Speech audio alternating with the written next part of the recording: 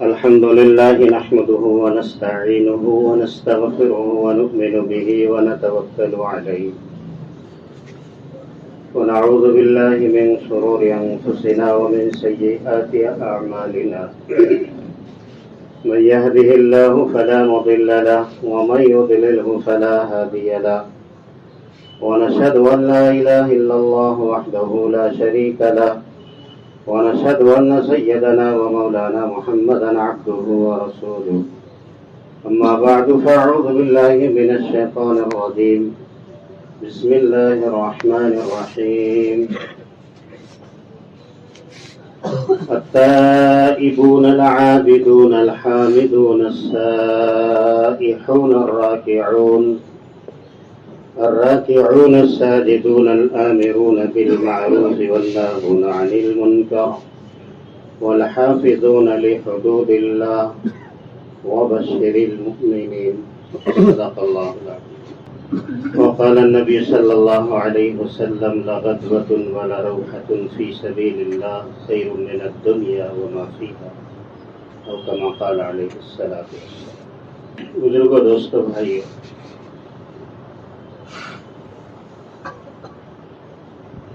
ایک تو خالق ہے جو ساری مخلوق کو پیدا کرنے والا ہے، جنہیں ہم سب اللہ کہتے ہیں،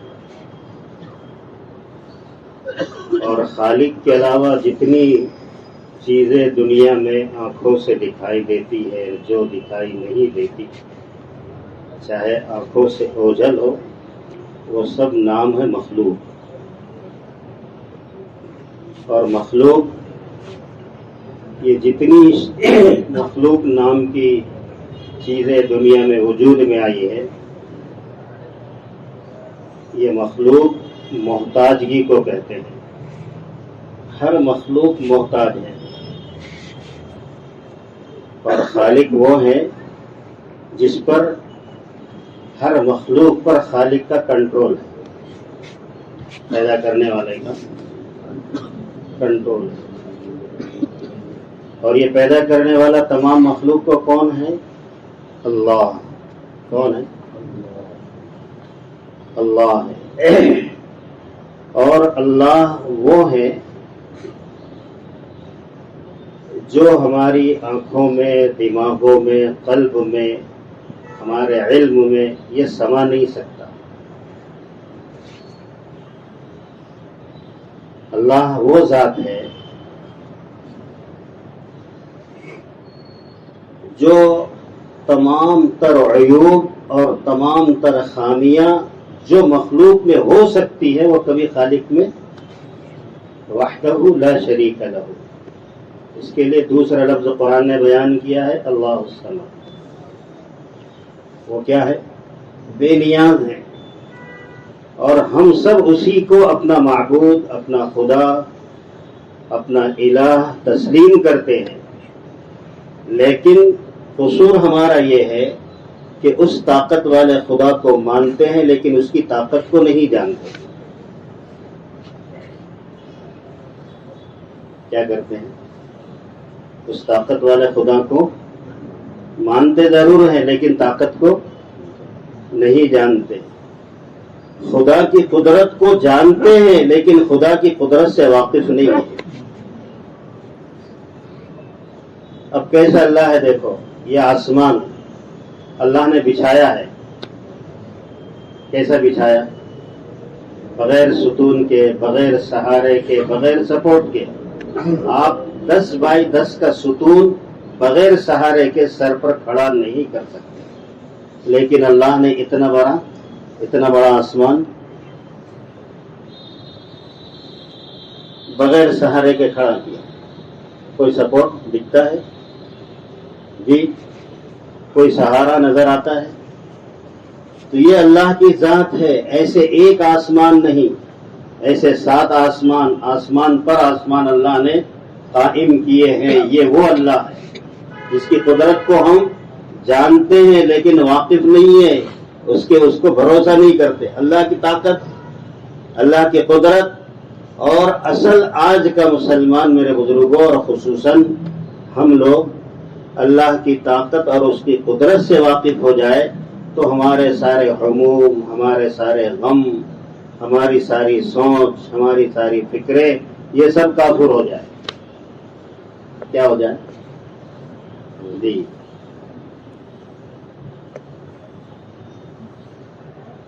اور اسباب دنیا میں جتنے ہیں یہ سب ہمیشہ محتاج ہیں مسبب الاسباب کے.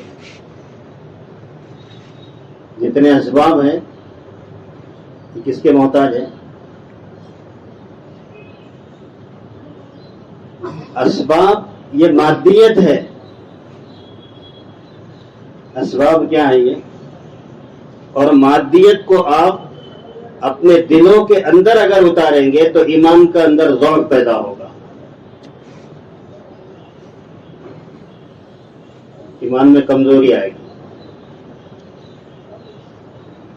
اور ایمان کے ضعف کو دور کرنے کے لیے اسباب کی ہم نفی نہیں کرنا، اسباب کو حسب ضرورت استعمال کر کے اس سے فائدہ اٹھانا، اور اس کو جوڑنا ہے مسبب الاسباب کی طرف کہ اس سبب سے کچھ نہیں ہوتا. آسمانوں سے بارش نہیں برستی ہے بلکہ نظر آتا ہے آسمانوں سے برستی ہے، لیکن اس کے پیچھے اللہ کی طاقت ہے. اس کے پیچھے کہ آسمانوں سے برستی ہے. اب دیکھ لو، ایک درخت ہے زمین میں لگا ہوا، ایک پھلدار درخت ہے. اب آپ درختوں پر پھل آتے ہیں، جی کس پر پھل آتے ہیں؟ اور اگر کوئی زیادہ عقل مند یہ سوچے کہ درختوں سے پھل لینے کے بجائے میں ذرا درخت کو کاٹ کر دیکھوں کہ اندر کتنے پھل چھپے ہوئے ہیں، اس کو عقل مند بولیں گے؟ جب وہ درخت کو کاٹ کر زمین کی تہ میں پہنچے گا تو اندر مٹی ہی مٹی نظر آئے گی، کوئی پھل نظر نہیں آئے گا. لیکن اس درخت کے اندر جو طاقت کام کرتی ہے وہ اللہ کی طاقت ہے. کس کی طاقت ہے؟ یہ درخت کا کمال نہیں ہے. یہ کس کا کمال ہے؟ یہ کھیتیوں کا کوئی کمال نہیں ہے جو غلے دیتی ہے، بلکہ اس کے اندر ایک طاقت کام کرتی ہے جس کا نام اللہ ہے. کیا کرتی ہے؟ اب کتنی بھی زمینوں کو چیر ڈالو، پھاڑ ڈالو، جی اس میں سے غلہ نکال کر بتاؤ، اناج نکال کر بتاؤ، نکلے گا؟ اللہ نے یہ پورا نقشہ سورہ واقعہ میں کھولا ہوا ہے. یہ پورا نقشہ سورہ واقعہ کو پڑھو، اللہ نے اپنی قدرت کے کرشمے پورے بیان کر دیے کہ ہم کیسی طاقت والے ہیں، ہم کیسے قدرت والے ہیں، اور ہم کیسے بنانے والے ہیں، کیسے بگاڑنے والے ہیں. یہ سب ہم ہی کرتے ہیں، لیکن آپ کو آنکھوں سے جو نظر آتا ہے یہ آپ کی آنکھ کا قصور ہے، آپ کے ایمان کا ضعف ہے. اصل اللہ ہی کرتے ہیں. کون کرتے ہیں؟ اللہ. آج میرے بزرگوں اللہ کی طاقت کو، اس کی قدرت کو بولنا اور سننا کم ہو چکا ہے. کس کو بولنا کم ہو گیا؟ ہمارے اکابر جو تھے پہلے، حضرت مولانا یوسف صاحب کی تقریریں آپ سنو، 6 گھنٹے، 2.5 گھنٹے، 3 گھنٹے صرف اللہ کی قدرت بولتے تھے، اللہ کی طاقت کو بولتے تھے، اللہ سے ہونے کو بولتے تھے، اور اللہ ہی سب کرتے ہیں. اتنا کہتے تھے کہ ہر اٹھنے مجمع میں بیٹھنے والا چھوٹے سے چھوٹا اور بڑے سے بڑا اپنا تعلق اللہ سے مضبوط کرتا تھا کہ میرا کام بنانے والا اللہ ہے اور میرا کام بگاڑنے والا اللہ. تو ہر ساتھی اپنا تعلق اللہ سے جوڑتا تھا. آج اسباب کو بولا جا رہا ہے، دنیا کو بولا جا رہا ہے، دنیا کو سنا جا رہا ہے، دنیا کے تذکرے ہو رہے ہیں، اسباب کے تذکرے ہو رہے ہیں، جو کہ اس کے اندر ضعف ہی ضعف ہیں. اسباب کا انکار تو نہیں ہے، لیکن اسباب کو اتنا بولنا کہ وہ خالق سے آگے نکل جائے، جی تو یقین کس کا بڑھے گا؟ دعوت کی محنت کا خاصہ میرے بزرگوں وہ قلوب پر محنت کی ہے. اس پر ہے سارے انبیاء کی دعوت دلوں پر تھی، اجسام پر، چہروں پر، جی شکلوں پر نبیوں نے محنتیں نہیں کی ہیں. سارے نبیوں کی محنت کا خلاصہ وہ دلوں پر تھی، اور اس دل کے اندر اللہ کو بسانا، اللہ کی طاقت کو، اس کی قدرت کو، اس کی بڑائی کو اپنے دلوں میں اتنا رچ بس جائے کہ 24 گھنٹے اس کی زبانوں سے صرف لفظ اللہ نکلے. بھئی میرے ساتھ ایسا کیوں ہوا؟ یہ میرے اللہ نے کیا، میرا کام اللہ نے بنا دیا. تو آپ اپنی طرف اس کو جو ہے تو منسوب نہ کرے، اللہ کی طرف منسوب کرے، یہ میرے اللہ نے کیا ہے. یہ ہے نبیوں کی دعوت. تو میرے بھائیو، اللہ وہ ذات ہے جو ہر ایک کے ہر مسئلوں کو جانتی ہے. آپ کا کیا مسئلہ ہے اللہ جانتا ہے، آپ کی کیا پریشانی ہے بولو، کون جانتا ہے؟ آپ کے کیا مسائل ہیں کون جانتا ہے؟ تو ان مسئلوں کا حل بھی اللہ سے کرواؤ، یہ ہے دعوت. ان مسئلوں کا حل یہی سکھایا تھا انبیاء نے، اور یہی سکھایا تھا ہمارے نبی جناب محمد الرسول اللہ صلی اللہ علیہ وسلم نے اپنے رفقا صحابہ کرام کو. بڑے بڑے درباروں میں پہنچ جاتے، لیکن کبھی جو ہے تو کسی رستم سے، کسی پہلوان سے، کسی بادشاہ سے صحابہ کبھی متاثر نہیں ہوئے، کیونکہ یہ اللہ کو بولنے والے لوگ تھے. اور ہم ذرا سی دنیا سامنے آ گئے ہم متاثر ہوتے ہیں، تو متاثر نہیں ہوا کرتے تھے. خسرو پرویز کے پاس اللہ کے رسول صلی اللہ علیہ وسلم نے حضرت عبداللہ بن رواحہ رضی اللہ عنہ کو بھیجا خط لے کر. کیا بھیجا؟ یہ ایران کے بادشاہ کا نام کسرا. کسرا کے اس وقت دو بڑی طاقتیں تھیں، قیصر اور سنا نام. یہ کسرا ایران کا بادشاہ تھا، خسرو پرویز. اللہ کے رسول صلی اللہ علیہ وسلم کا خط لے کر حضرت عبداللہ بن رواحہ رضی اللہ عنہ چلے، اور جا کر دربار میں، بھرے دربار میں جا کر اللہ کے رسول کا خط بادشاہ تک کے پہنچایا. تو اس وقت بادشاہ نے 3 باتیں ان کے سامنے رکھی. پہلا یہ ہے کہ بادشاہ کو سجدہ کرو. حضرت عبداللہ سے کہا گیا سجدہ کرو.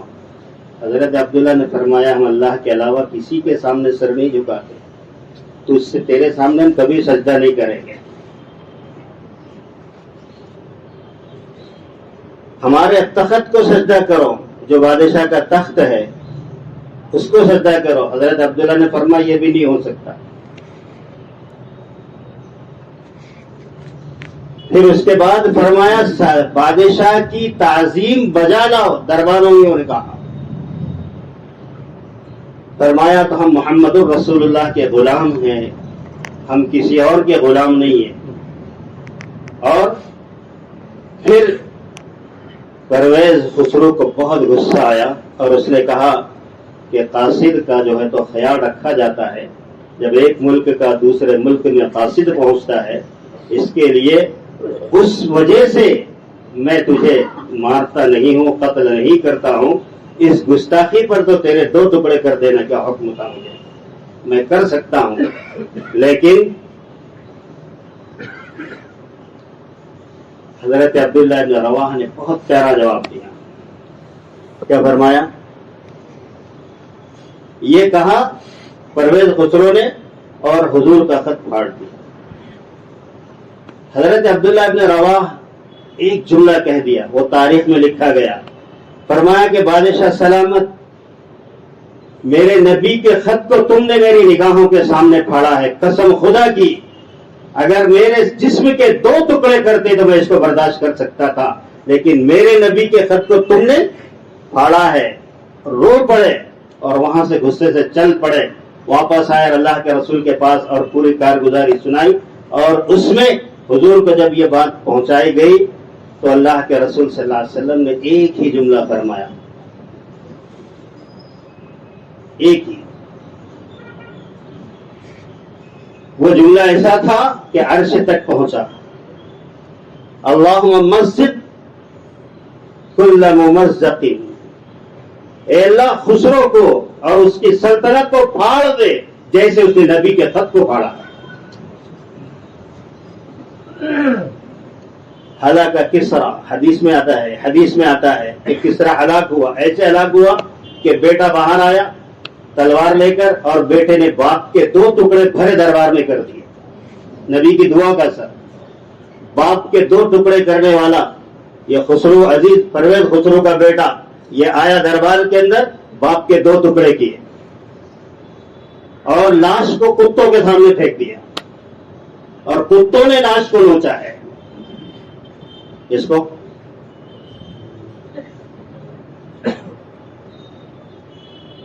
میرے بزرگوں دوستوں، کیونکہ ان کا تعلق جو ہے نا اللہ سے جڑا ہوا تھا.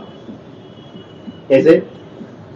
اللہ کی ذات کو اور اس کی طاقت کو ایسے مانتے تھے کہ اللہ کے رسول کی وہ بد دعا ایسی پہنچی ہے کہ حدیثوں میں آتا ہے کہ کئی نسلوں تک، ان کی پشتوں تک اللہ نے دوبارہ کسرا کو وجود میں نہیں لایا ہے. آج میرے بھائیوں، آج تھوڑا سا غور کرو، نبی کی تعلیمات کو سب سے زیادہ جاننے والے ہم ہیں، نبی کی سیرت کو پڑھنے والے سب سے زیادہ ہم ہیں، نبی کی سیرت کا مطالعہ کرنے والے سب سے زیادہ ہم ہیں، نبی کی سنتوں پر چلنے والے، نبی کی فکروں کو اوڑھنے والے، نبی کی دعوت کو اپنانے والے، نبی کے غم کو اپنا غم بنانے والے، نبی کی سوچ کو اپنی سوچ بنانے والے دوستوں کتنے ہیں؟ بتاؤ.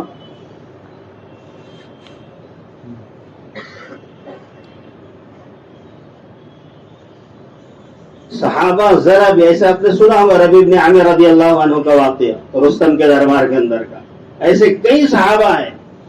یہی عبداللہ ابن رواحہ رضی اللہ عنہ، وہ ایک مرتبہ قید ہوئے تھے. یہ بھی بہت مشہور واقعہ ہے، لیکن مجھے واقعہ سنانا مقصود نہیں ہے. مقصود یہ ہے میرے بھائیوں کہ اللہ تبارک و تعالیٰ نے جو طاقت اور قوت جس کو ہم اللہ کہتے ہیں، اس طاقت اور قوت کو اپنے ساتھ کرنے کا نام دعوت ہے. اللہ کی طاقت کس کے ساتھ ہے؟ میرے نام کے ساتھ نہیں ہے، شخصیت کے ساتھ نہیں ہے، افراد کے ساتھ نہیں ہے. جی، اللہ کی طاقت اللہ کے کام کے ساتھ، اللہ کی نسبت کے ساتھ ہے. جب دونوں غار کے اندر تھے صدیق اکبر، اللہ کے رسول صلی اللہ علیہ وسلم، تو وہاں حضور نے کیا فرمایا تھا؟ ان معی ربی، یہ حضرت موسیٰ علیہ السلام کا جملہ تھا، لیکن اللہ کے رسول نے فرمایا تھا لا تخف ولا تحزن ان اللہ معنا. صدیق گھبراؤ مت، ڈرو مت، اللہ ہمارے. تو یہ آنے جانے والے جو لوگ تھے، جو دشمن تھے نبی کے اور حضرت ابو بکر کے، ان کے سامنے اللہ کے رسول صلی اللہ علیہ وسلم نے اپنے رفیق غار کے سامنے اللہ کی طاقت کو پیش کیا. کیا طاقت تھی؟ لا تخف ولا تحزن. ابو بکر گھبرانے کی ضرورت نہیں ہے، ڈرنے کی بھی ضرورت نہیں ہے، خوف کھانے کی ضرورت نہیں ہے. اللہ، آج یہ داعیہ ہر ایک کے دل میں ہونا چاہیے کہ میرے ساتھ میرا اللہ ہے، ہمارے ساتھ ارے بولو اللہ ہے. جب یہ اتنا جملہ آپ اپنے دل کو کہوں گے تو آپ کے اندر ایک جذبہ پیدا ہوگا، ایک طاقت پیدا ہوگی، ایک قوت پیدا ہوگی کہ بھائی اللہ کی طاقت ہمارے ساتھ ہے. اللہ کی طاقت میرے دوستوں نبیوں والی محنت کے ساتھ، نبیوں والے کام کے ساتھ، نبی والی فکر کے ساتھ، نبی والی قرآن کے ساتھ، جی ان کے ساتھ ہے. آج ہمارے نام تو ماشاءاللہ کتنے بھی اچھے اچھے نام رکھ لو، اسلامی کتنے بھی اچھے نام رکھ لو، اللہ کی طاقت ان اسماء اور ناموں کے ساتھ نہیں ہے. اللہ کی طاقت تو جو شروع سے اللہ نے ضابطہ بتایا، پورے قرآن کو اٹھا کر دیکھو. صحابہ کی مدد کیوں آئی ہے؟ اس لیے کہ وہ اللہ کی طاقت اور اللہ کی قدرت کو جانتے تھے اور بلا خوف و خطر ہر وہ کام کر ڈالتے تھے جو اللہ کا حکم ہے. پھر اس کے اندر جس قسم کی تکلیف، جس قسم کا روڑا، جس قسم کی پریشانی، جس قسم کی تکلیف آتی اس کو سہ لیتے اور پھر اس کے بعد پھر یوں کہتے فزت ورب الکعبہ. کیا کہتے؟ جان دے رہے ہیں اور کیا کہہ رہے ہیں؟ اب تو ہم کامیاب ہو گئے، رب کعبہ کی قسم ہم کامیاب ہو گئے. تو میرے بھائیو بزرگوں دوستو، کام اللہ کا ہے. کس کا ہے؟ اللہ کا. اور اللہ کا کام اللہ پاک نے آج ہم سب کو دیا ہے. اللہ کا شکر ہے، ہم سمجھتے ہیں، جانتے ہیں جی. اور ہر ایک کے مسائل، ہر ایک کی چیزیں سب اللہ کے سامنے ہیں. اب ہر ایک اللہ کی طاقت اور اس کی قوت کے ساتھ میرے بزرگوں دوستو اس یقین کے ساتھ دعوت کی محنت کو کرے گا، اللہ اس کے یقین کو مضبوط کرتا چلا جائے گا. اور یقین کی مایا میرے بزرگوں بنتی ہے جی اللہ کے رسول صلی اللہ علیہ وسلم کی سنتوں کو اپنانے سے. کہاں سے؟ ہاں، حضور کی ایک ایک سنت، اس سے ہم کو محبت ہو، اس پر ہمارا لگاؤ ہو جی. اگر ہماری نماز میں اگر ہماری مسواک چھوٹتی ہے تو اس کا ملال ہونا چاہیے کہ میں نے مسواک کیوں نہیں کی نماز پڑھنے میں. اس کا ملال ہونا چاہیے، کیونکہ وہ نماز جو مسواک کے ساتھ پڑھی جائے اور وہ نماز جو بغیر مسواک کے پڑھی جائے افضل کون سی ہے؟ سر بولو، کس کو معلوم نہیں ہے جی؟ کس کو معلوم نہیں ہے؟ لیکن ایک ایک سنت اور یہ چیزیں صحابہ میں بہت اتم درجے میں موجود تھی. اور ہماری زندگیاں صرف ظاہرانہ طور پر بھئی ہم سنت والے ہیں، لیکن حقیقت والی سنتوں سے میرے دوستو ہم جو ہے تو دن بدن کمزور ہوتے جا رہے ہیں. اور اللہ کی مدد کا دوسرا ضابطہ ہے اللہ کے نبی کی سنتوں کی اتباع رسول. اللہ کے نبی کی ایک ایک سنت سے ہم کو ایسی محبت ہو جیسے صحابہ کو تھی ہے.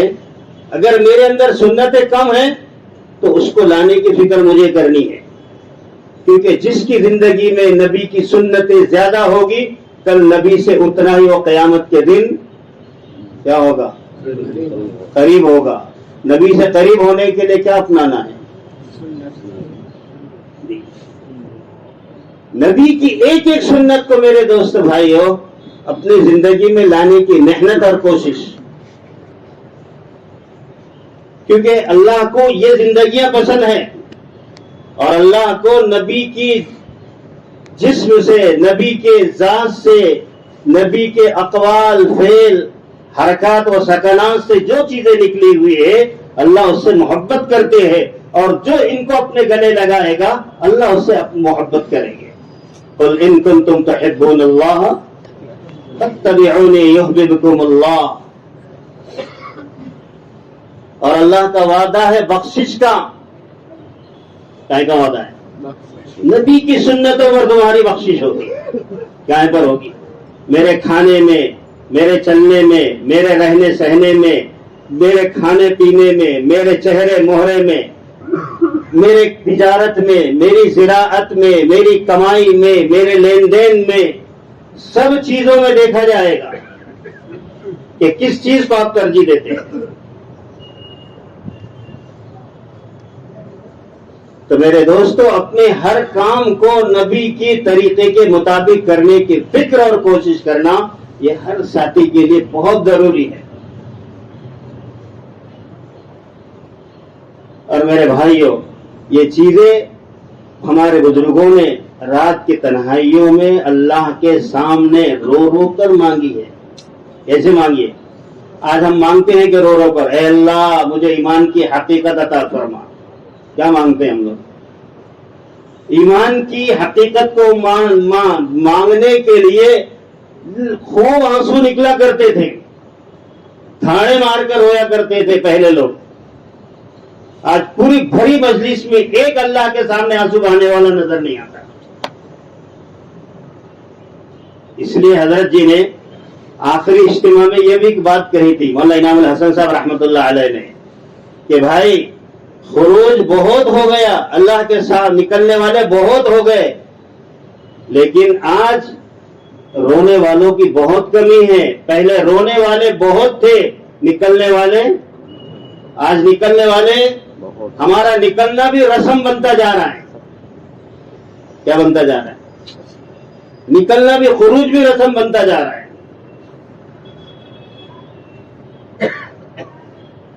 تو میرے دوستو، یہ پہلے لوگ اس چیزوں کو مانگتے تھے اللہ کے سامنے رو رو کر کہ اللہ ایمان کی حقیقت دے، اپنے کامل نبی کی اتباع کی توفیق دے۔ یہ اس کو مانگنا ہمارے اسلاف سے ثابت ہے، اس کا اہتمام بہت ضروری ہے میرے بھائی۔ اسی طریقے سے میرے دوستو، نماز کو ایسے بنانا ہے جو نماز ہمارے مسائل کو حل کرے۔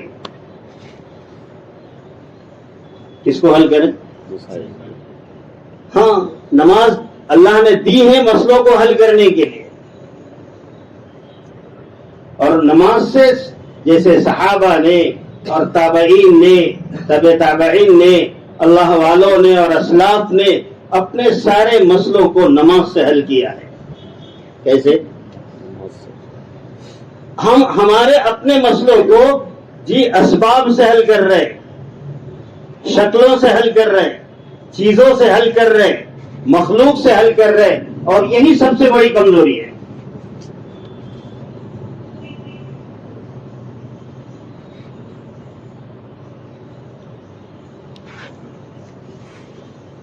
نماز ہمارے مسئلوں کا حل ہے میرے بھائی، ہماری ساری ضروریات کی تکمیل ہوں گی نماز کے ذریعے سے، دنیا اور آخرت کی۔ کون سی؟ دنیا اور آخرت۔ میرے بھائیو، حدیث میں ہے ان تعبد اللہ کأنک تراہ فإن لم تکن تراہ فإنہ یراک۔ یہ حدیث جبرائیل ہے، اور اللہ کے رسول صلی اللہ علیہ وسلم کے سامنے حضرت جبرائیل علیہ السلام نے جو سوال و جواب کیا تھا حضور سے آپس میں بیٹھ کر، تو کئی سوالات کیے تھے حضرت جبرائیل نے، اور اس میں سے یہ ایک ٹکڑا یہ تھا حدیث کا، اے نبی جی یہ بتلاؤ احسان کس کو کہتے ہیں؟ کون پوچھ رہے ہیں؟ اور اللہ کے رسول سے پوچھ رہے، تو اس پر حضور نے جواب دیا تھا ان تعبد اللہ کأنک تراہ فإن لم تکن تراہ فإنہ یراک، کہ نماز اس کیفیت کا نام ہے کہ بندہ اپنے چشم دید نگاہوں سے نماز میں اپنے اللہ کو دیکھ رہا ہو۔ اس کو دیکھ رہا ہوں، اپنے چشم دید نگاہوں سے اللہ کو دیکھ رہا ہو۔ یہ نماز کا اعلیٰ درجہ ہے، یہ نماز کا کامل درجہ ہے۔ کیا ہے یہ؟ اگر یہ کیفیت پیدا نہیں ہوتی ہے تو دوسری کیفیت کو اپنے اندر پیدا کرو کہ اگر میں اپنے رب کو ان نگاہوں سے نہیں دیکھ سکتا، فإن لم تکن تراہ فإنہ یراک، وہ تو مجھے دیکھ رہا ہے۔ جب اللہ دیکھ رہا ہے میری حرکات کو، میری سکنات کو، میرے قیام کو، میرے رکوع کو، میرے سجدے کو، میرے تشہد کو، میرے اذکار کو، میری قرأت کو اللہ دیکھ رہا ہے، تو کیسی پڑھنا چاہیے؟ کیسی پڑھنا چاہیے؟ کیسی پڑھنا؟ اب بولا نماز کیسی پڑھی جائیں گی پھر؟ اب یہ نماز اس دھیان کے ساتھ پڑھی جائے گی تو قرآن کہتا ہے قد افلح المؤمنون الذین هم فی صلاتهم، کامیاب ہونے والے وہی مسلمان ہیں جو نمازوں میں خشوع اور خضوع پیدا کرنے والے ہیں۔ کامیابی کی ضمانت خشوع اور خضوع ہے۔ نماز پڑھنا کمال نہیں ہے، نماز کو یہاں لے جانا کمال ہے۔ کہاں لے جانا؟ یہاں لے جانا، اس کی مشق۔ صحابہ کرام ایک دوسروں سے رکوع اور سجود کی مشق کرتے تھے۔ میرا رکوع دیکھو، میرا سجدہ دیکھو، میرا قیام دیکھو۔ یوں آتا ہے کہ 16 سال لگائے ہیں رکوع صحیح کرنے کے لیے۔ کتنے؟ آج ہم نے رکوع سیکھا ہے کسی استاد سے؟ کسی استاد سے سجدہ سیکھا ہے؟ کسی استاد سے اتحیات پہ بیٹھنا؟ جی کیونکہ ان کو معلوم تھا کہ میرا رکوع اور سجدہ، قیام اور تشہد صحیح ہوگا تو میری نماز صحیح ہوگی، اور میری نماز صحیح ہوگی تو میرے مسئلوں کو حل کروائے گی۔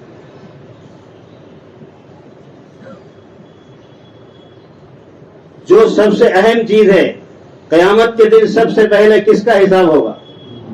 بولو۔ اب نماز میری کیسی ہے، میں اپنے آپ سے خود اپنا محاسبہ لوں، اپنا جائزہ لوں کہ میں نماز میں کتنا دھیان لگاتا ہوں، کتنا اللہ سے تعلق جوڑتا ہوں، اور کتنی خشوع سے پڑھتا ہوں، اور کتنا دھیان کے ساتھ پڑھتا ہوں۔ ہر ایک فرد اپنی نماز کی طرف توجہ کرے، کیونکہ میری نماز میری کامیابی کی ضمانت، میری نماز میری نجات کا ذریعہ، میری نماز میری قبر میں روشنی کا ذریعہ، میری نماز قیامت کے دن بغیر حساب کے جنت میں لے جانے کا ذریعہ۔ اگر نماز کی دعوت خوب دی گئی لیکن اپنی اور میری خود کی نماز نہیں بنی تو قیامت کے دن ایسی نمازیں منہ پر پھینک کر مار دی جائے گی۔ جو تمہارے سر کے درد کا مسئلہ حل نہیں کرا سکی ہے، وہ جنت اور جہنم کا مسئلہ کیسے حل کرائے گی؟ تو کیسی نماز پڑھنا ہے؟ نماز اس دھیان کے ساتھ پڑھو کہ نماز کے اندر اللہ تبارک و تعالیٰ کی نگاہ، اپنے آنکھ سے دیکھنے کا تصور،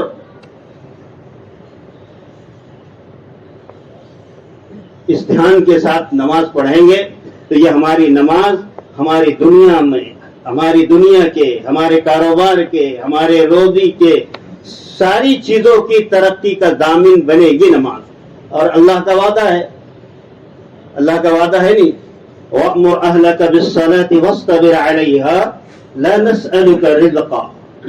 کسی سے اللہ نے یہ نہیں کہا کہ نماز اس لیے پڑھوا رہا ہوں جی کہ تمہاری تجارت کو، تمہاری دکان کو نقصان پہنچاؤں گا، بلکہ نماز اس لیے پڑھنی ہے تاکہ اس میں برکت آ جائے، اس میں ترقی ہو جائے۔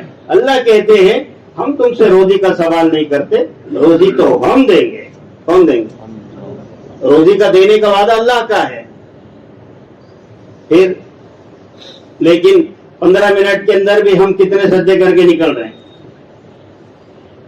تو میرے بھائی اور بزرگوں دوستو، اللہ نے نماز دی ہے اس لیے کہ ہم اپنے اللہ سے اپنے تعلق کو مضبوط کریں اور اپنا تعلق قائم کریں۔ آج سب سے بڑا ملال یہ ہے جی، ملال یہ ہے کہ ہر ایک نے اپنی فکر چھوڑی ہے، ہر ایک کو فکر سب کی ہے اور اپنی فکر کسی کو نہیں ہے۔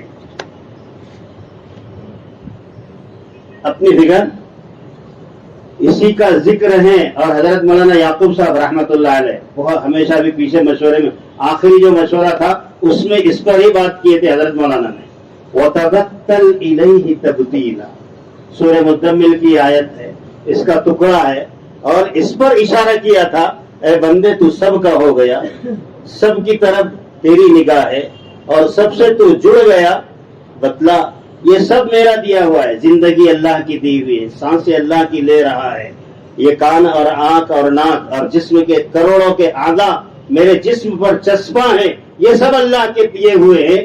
اب یہ تو بتا، اب سب کا ہو چکا ہے تو جی، آج دکان کا تو، گھر والوں کا تو، بیوی بچوں کا تو جی، اللہ کا شکوہ ہے ہم سے، سب میرا دیا ہوا ہے، آج تو سب کا ہو چکا ہے، اے مسلمان بتا میرا کب ہوگا؟ تو کب ہوگا؟ آج سب کہتے، گھر والے کہتے ماشاءاللہ یہ ہمارے والد ہیں، بیوی کہتی ہے یہ ہمارا شوہر ہے، دکان کے لوگ کہتے ہیں یہ ہمارا سیٹ ہے، اللہ بھی تو یہ کہتے تو میرا بندہ ہے، کیا کہتے ہیں؟ ہاں میرے بزرگوں دوستو، دعوت کی محنت اس لیے تھی تاکہ میری آپ کی آخرت کی ترقی ہو۔ اللہ نے کام دیا تھا آخرت بنانے کے لیے، دنیا بنانے کے لیے کام نہیں دیا ہوا ہے۔ اس سے دنیا بنے گی، اور جو دنیا بنانے کے لیے دعوت کا کام کرتا ہے وہ دھوکے میں پڑا ہوا ہے۔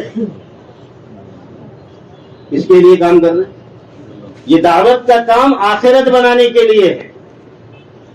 دنیا کا عہدہ اس کام کے ذریعے سے کسی کے دماغوں میں مقصود نہ ہو۔ یہ کرسی کی جگہ نہیں ہے، یہ عہدے کی جگہ نہیں ہے، یہ عزت کی جگہ نہیں ہے، یہ تو اپنے آپ کو مٹانے کی، کھپانے کی، جلانے کی، کوڑنے کی، اپنی جان کو، اپنے مال کو، اپنی آل کو، اپنی اولاد کو، اپنے اسباب کو کھپانے کی جگہ کا نام دعوت ہے۔ یہاں کوئی کرسی کا، کوئی عہدے کا کسی کے ذہنوں میں چکر نہ ہو۔ اگر کسی کے دماغوں میں یہ خیال ہے تو میرے بھائی اور بزرگوں اس کو فوراً رجوع کر لینا چاہیے۔ میں کس کے لیے کر رہا ہوں جی؟ یہ سڑی پڑی دنیا کے لیے؟ یہ سڑی پڑی کرسی کے لیے؟ اگر یہ ذہنوں میں ہے میرے دوستو، کیونکہ عزت صرف اللہ کے ہاتھ میں ہے، اس کے ہاتھ میں ہے۔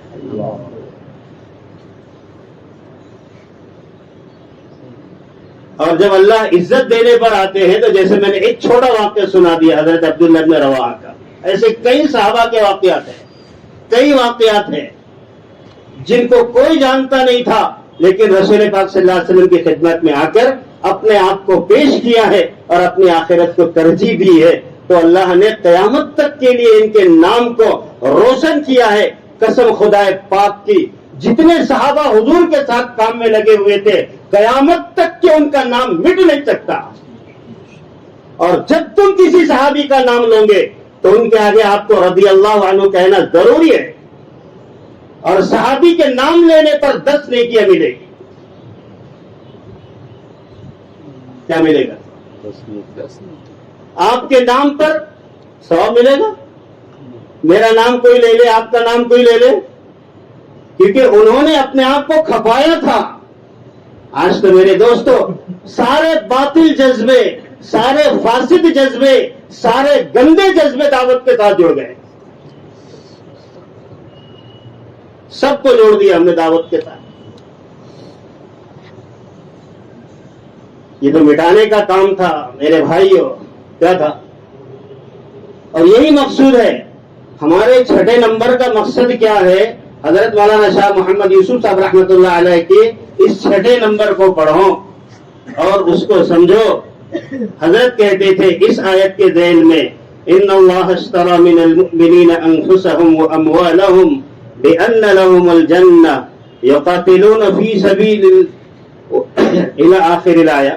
حضرت یہ کہتے تھے کہ دیکھو میرے بھائیو، آپ اپنے جان و مال کی ترتیب کو صرف نسبت الہی پر، دنیا میں ہدایت کو عام ہونے کی نیتوں کے ساتھ، جذبہ اللہ کو راضی کرنے کا اور اپنی جان مال کے کھپانے کا جذبہ اگر آپ کے دلوں میں ہو اور ملکوں میں اور عالم میں ہدایت کا جذبہ ہو، تو اللہ پاک تمہارے اس چھوٹی سی نیت کو اور یہ چھوٹے سے مال کو امت کی ہدایت کا ذریعہ بنا دیں گے اور لاکھوں کو جنت میں لے جانے کا ذریعہ بنائیں گے، اور قیامت کے دن اللہ پاک تمہیں ان لوگوں کے صفوں میں کھڑا کریں گے جنہوں نے اللہ کے نام پر جان و مال لگایا ہے۔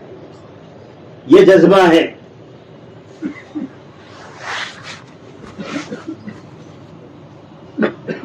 ہماری جو پرانی تبلیغ میرے بھائی اور بزرگوں وہ یہی تھی۔ کیا تھی؟ ہر ایک لگانے والا لگا کر ڈرتا تھا، ہر ایک وقت لگانے والا اپنے وقت کو کم سمجھتا تھا کہ میرا چلہ، چھپاتا تھا اپنے وقت کے لگانے کو، کبھی اتراتا نہیں تھا، کبھی اکڑتا نہیں تھا، کبھی شور و غل نہیں تھا اس کے وقت لگانے کا۔ آج تو چرچے ہی چرچے، کوئی شور و غل نہیں تھا۔ کس کے لیے لگا رہے بھائی؟ اللہ ایسے اوقات کو اگر منہ پر مار دے تو قیامت کے دن کیا بنے گا؟ کیا بنے گا؟ اس لیے میرے بھائی بزرگوں دوستو، ہر ایک ساتھی کو اپنی آخرت کے جذبے کے ساتھ دعوت کی محنت کرنی ہے اور اپنے مسئلوں کو اللہ سے حل کروانا۔ کس سے؟ اگر ذرا بھی جذبہ اشخاص کی طرف، لوگوں کی طرف ذہن گیا، دماغ گیا کہ میرا مسئلہ میں ان سے حل کراؤں گا، تو آپ نے ابھی کام کا الف با بھی نہیں سیکھا۔ کیا نہیں سیکھا؟ اس کے لیے حضرت مولانا یوسف صاحب مولانا الیاس صاحب فرمایا کرتے تھے رحمت اللہ علیہ کہ جتنا کام میں نے سمجھا ہوں اس کا میں نے تم کو 10واں حصہ بھی نہیں سمجھایا. کتنا؟ اور جتنا تم تک کے پہنچا ہے تم اس 10ویں کا 10واں بھی امت تک نہیں پہنچا رہے. کیا نہیں پہنچا رہے؟ اس لیے حضرت کے ہمیشہ جملے تھے کہ بھائی میرے کام کی، میری محنتوں کی اور میری چیزوں کی علماء تم نگرانی کرتے رہو. کہیں لوگ یہ نہ کہہ دے کہ الیاس کے کام میں کہیں استدراج تو نہیں ہوا ہے. جی اپنی نفی اتنا ہونے کے باوجود، اتنا کرنے کے باوجود حضرت مولانا کا جذبہ یہ تھا کہ ہمیشہ چیک کرتے تھے جہاں اللہ والے آتے، بڑے اہل اللہ آتے، بڑے علماء آتے، اپنے کام کو پیش کرتے تھے. دیکھو بھائی، دیکھو کہیں غلطی تو نہیں ہو رہی، کہیں کوتاہی تو نہیں ہو رہی. اور آج میرے بھائی بزرگوں دوستو، یہ چیز اپنے اندر پیدا کرنے کی ہم سب کے لیے ضروری ہے. ہم سب کے لیے ضروری ہے، کیونکہ کام ہماری حفاظت بھی کرے گا، کام ہماری نجات بھی کرے گا، اور قیامت کے دن انشاءاللہ اگر صحیح جذبوں کے ساتھ، صحیح نیتوں کے ساتھ اور اخلاص اور اللہ کو جذبے کرنے، اللہ کو راضی کرنے کے جذبے سے میرے دوست ہم محنتوں کا اپنا رخ صحیح کریں گے تو یہی محنتیں انشاءاللہ ٹھکانے لگے گی اور قیامت کے دن پیارے آقا کے دربار میں سرخرو ہونے کا اور کامیاب ہونے کا ذریعہ بنے گا. اگر ذرا بھی نیتوں میں فتور، نیتوں میں گڑبڑ ہے، نیتوں میں فساد ہے، اگر بڑے بننے کا جذبہ، بڑے بننے کا شوق، کوئی جذبہ ہوگا، ایسے جذبوں والوں کو اللہ پاک قبول بھی نہیں کرتے.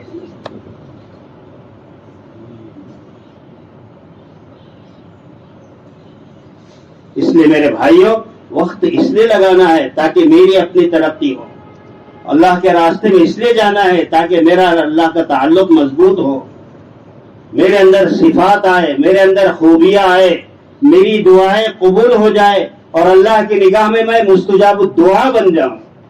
کیا بن جاؤں؟